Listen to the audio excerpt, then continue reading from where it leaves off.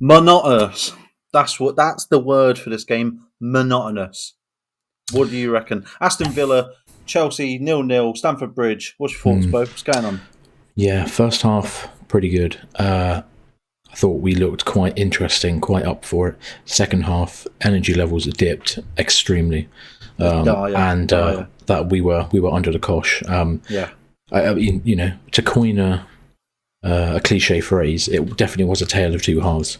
It was. We were on the up. We looked like we could go and win the game in the first half, and we fortunately couldn't secure that first goal, and we had to just kind of hold on for the last 45 minutes. But there's some good performances in there, and I think it's easy to forget that this is the team that I think currently third in the Premier League table, fourth. So, with that being said, I think the first half, you can see the attack minds, the tactics coming together.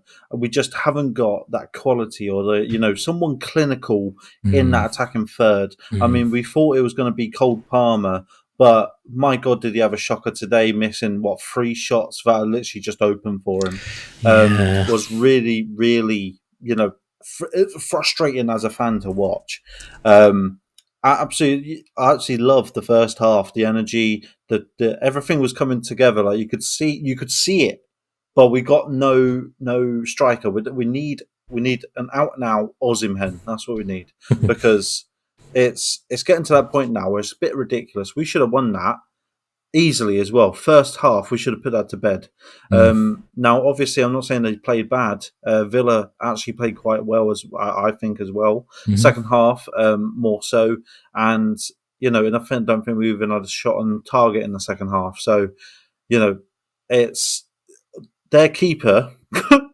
Bruv. What the fuck is he? And what drugs is he on? Because I want some. I know, he's proper. I mean, it's like ridiculous to the sublime. He gives the ball away a couple times, and they have weird bits of play, but he is so ginormous in goal that he just stops those problems.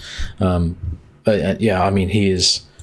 He's the real deal. Yeah, he's proper. He's probably after Alisson, the best keeper in the league. I would suggest, but not saying Petrovic done a bad job. Jesus Christ, that save from Cash. Fantastic. Is it Matty Cash? Cash, yeah. Wow, I mean, what a save. I think he's better than Sanchez. Yeah, me too. Big props to Petrovic. He's come in from a league that isn't exactly well renowned for great players, the MLS. No. But he was the best keeper in the MLS. And he looks great. Like he's tall and he's got a big wingspan, but he gets down really quickly. He's super agile. Quick. I'm really happy with Petrovic, and I don't think Sanchez should automatically come in and replace him when he's back from injury, because Petrovic actually hasn't put a foot wrong. And if I think about the amount of times that Sanchez would make a dumb error and pass to another player or fluff the clearance, I don't ever see Petrovic do that. He always seems to keep it more simple and less ambitious. He also saves penalties as well. So that's always fucking handy. Props to Petrovic. I mean, let's just go through a little bit. I mean, I would say go through the through the match highlights of what happened, but there's nothing. Thiago Silva got a yellow card in the 9th minute, which obviously isn't great. No. And then at 14 minutes, I thought it was all doom and gloom. I thought Aston Villa had scored in the dodgiest way possible. To me, when it first happened, I was like, is that just bounced off about 5 people? What the fuck's just happened? Gilchrist with a header into whoever it was, that bounced off whoever it was, and then bounced into whoever it was his arm. Yeah, short corner routine, wasn't it? It just smashed straight out the goal. Douglas Luiz. Yeah, that's it. And he didn't really celebrate it. He knew. He saw it was a half-assed. He was like, "Am I going to get away with this?" You know what? I respect that. I thought it was all shit. And if they did score from that, if that was actually allowed, because obviously we have VAR tonight. If this was Carabao Cup, we wouldn't have had VAR. So who would have fucking known if it would have or not? So glad that sort of got ruled out. And then that was it for the first half. Literally 2 things happened. It was And from that point though, we were looking good, weren't we? Like we were pressing them to death. We were Conor Gallagher was making really fantastically timed runs along the back line and was getting picked out regularly. The final ball just wasn't quite making it to Palmer. No. Palmer had that opportunity where Longley passed it across the face of goal and he just couldn't finish it. Past the on-rushing Martinez, who again is just so good at coming out quickly and making himself big. And just before that, Madueke fucked it as well. Oh yeah, true. Madueke also had a chance in a similar situation. Why, can I ask this question? Say we're doing this in shooting drills, I'm not too sure. Why is no one putting their laces through it? Every single shot I've seen tonight, near enough all of them, were just side footing. Like, there's no power there. I know that you get a little bit more accuracy, but you need that power sometimes as well just to get lucky. Yeah, like, I mean, this is the thing that holds someone like Madueke back. Like, he is lovely and silky, kind of, from let's say the halfway line to the edge of the area, and then he just doesn't have a killer's instinct. He doesn't have a finish, a reliable finish.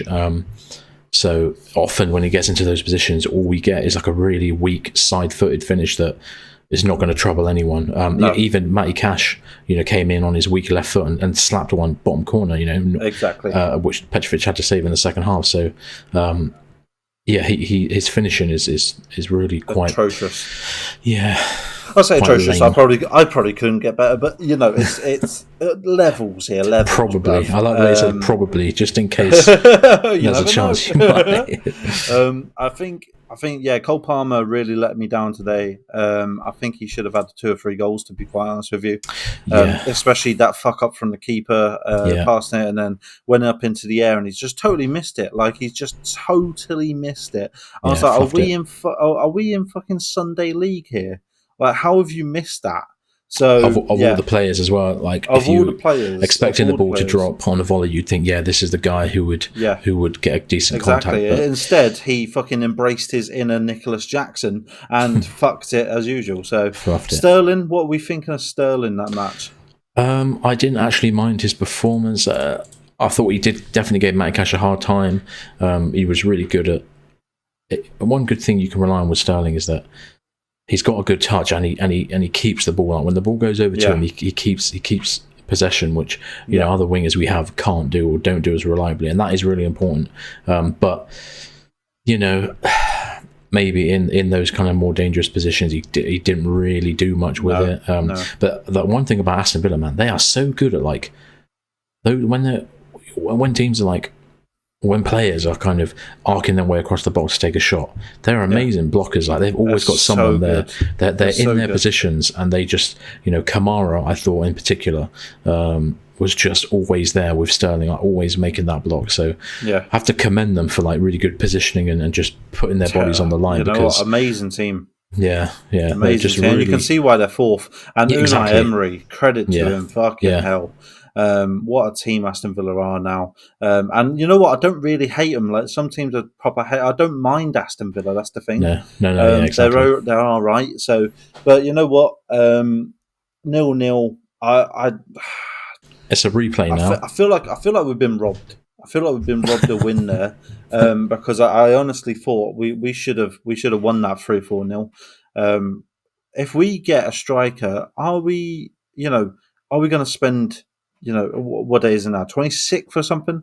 26th. We got 5 days to get a striker. Yeah. I don't know if that's going to happen. I mean, there'd have to be a lot of movement between now and then, wouldn't there? Yeah, huge movement. Brozier came on, and I've got no faith in any of our strikers. Yeah, none. No, because Nkunku I do. But he's not. He's fucking injured again. So yeah, I know. It's just terrible, isn't it? Yeah, it is a tough one. I don't like Palmer in this kind of false striker role. I feel like it takes away his. He's never in the kind of the positions where you kind of want him. No, he has. He has good moments and flashes, but it's something about being the most advanced. It doesn't quite work for him. It really doesn't. And credit to Pochettino, he was trying that out. He did say before the game. That Palmer and Enzo will be rotating striking, so trying out some different tactics. Obviously, they didn't work. Sorry, what a game to fucking try it as well. Well, why not? I mean, we've got a game on Wednesday, so Yeah, true. it's 3 games in like a week, so he's probably just needs to shuffle the pack as much as he can. Yeah. I mean, the thing about Broja, every time I see him, he doesn't really do much to impress. And I know it's tough coming on as a sub, and he's also coming off the back of a long-term injury. So it's hard, isn't it? But it's just demoralizing. The thing is, though, ballers will be ballers, and when they have the opportunity, they make the most of it. More often than not, and he's had more time than probably any youth striker apart from Tammy Abraham. In the Premier League era in terms of minutes and kind of trust.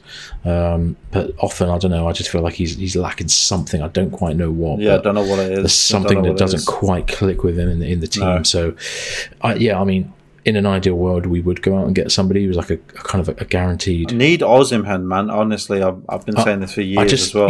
I mean, I was seeing the links with someone like Callum Wilson, and I think that would be a steal if you can get him for like between 15 20 million. He's a shooter, a proper shooter, and proper. And really experienced, and he's a bit old and he has had some injuries, but that's something that would kind of work for a season or two. Look how well Giroud went.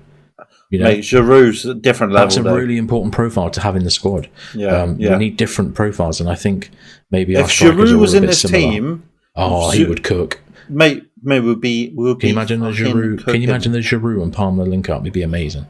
And Enzo. I miss Giroud. And Enzo. I miss Giroud. I miss Giroud. Well, hey, he's still out there hooping in Serie A. Nasty. So replay them at Villa Park. I'm not overly confident. Yeah, but also I feel like they didn't do too much to really. No, nothing tonight made me think, they're really scary. Like I don't think we'd be able to beat them. We should have done that because we was at home. We should have battered them. Well, that's it. Maybe we missed the opportunity. And also it's another game as well to add to the list. So Colwell getting injured just before the game. Knobhead. It's not his fault, but it's just the thing. Still upsetting. Happy for Gilchrist to get a start. I didn't even mention Gilchrist. Gilchrist. Who in his 60-odd minutes looked completely fine. Mate, he's quality. And it just goes to show. It just goes to show as well that players can come in from the academy and they are completely comfortable to play high level football, and we should use that more often. Because he's not put a foot wrong since he's come in.